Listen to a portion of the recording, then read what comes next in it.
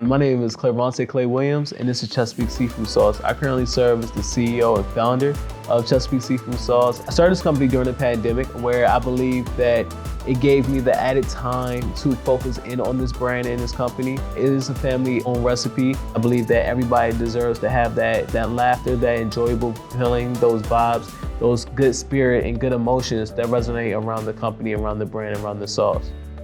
The Entrepreneurship Academy, or as I like to refer it as the EA, has helped me tremendously. I think that by their guided insight, their advice, their mentorship, their experience has been invaluable. It's been something that I cherish tremendously. I think that they have given me that encouragement, that confidence, that empowerment. They have given me the skills that I needed to go in any business pitch competition, to be prepared for whatever they may ask me, because they made sure that they gave me the tools, the knowledge, the insight, and every single operation system that I need to be professional, to be successful, and to be a better person in the future, and a better entrepreneur.